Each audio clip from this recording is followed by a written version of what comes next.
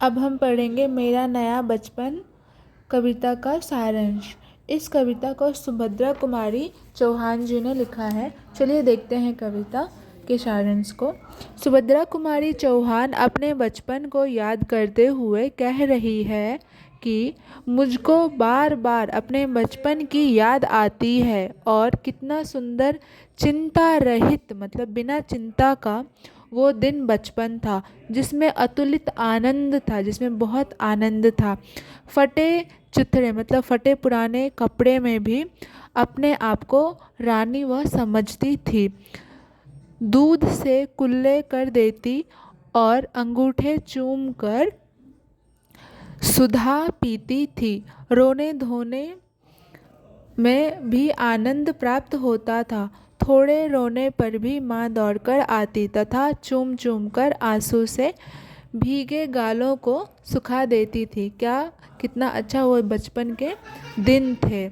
ऐसे सुखों का साम्राज्य छोड़कर अब मैं बड़ी हो गई हूँ। अब आँखों में लाज और मन उमंगित होने लगा है। अब सबके साथ रहते हुए भी अकेली हूँ। फिर चौहान जी कहती हैं यानी कि कवित्री कहती हैं, हे बचपन, तुम मुझे इस जवानी के फंदों में फंसाकर कहाँ चले गए। माना कि युवा अवस्था का जीवन निराला है, परंतु इसमें झंझट भी है, चिंता है, जिससे जीवन भार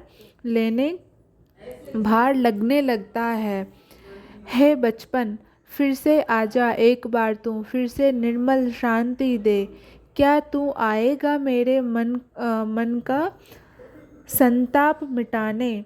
कवित्री अपने बचपन को बुला ही रही थी, बचपन को याद ही कर रही थी।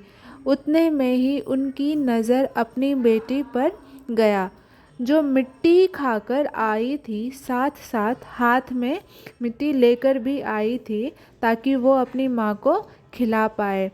यह दृश्य देखकर उनका मन खुश हो उठा। कवित्री का मन खुश हो उठा जब उनकी बेटी उनके लिए भी मिट्टी लेकर आई थी।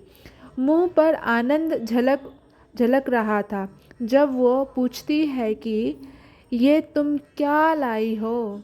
तो बेटी कहती है कि माँ, तुम भी खाओ ना। यह शब्द सुनकर उनका मन आनंदित हो उठा। अपनी बेटी के रूप में अपने बचपन को देखने लगती है।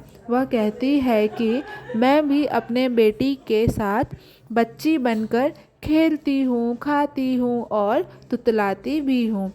जिसे वो बरसों से खोजती थी, वे उन्हें छोड़कर भाग गया था। वो बचपन फिर से उनको वापस आ गई है उनकी बेटी के रूप में।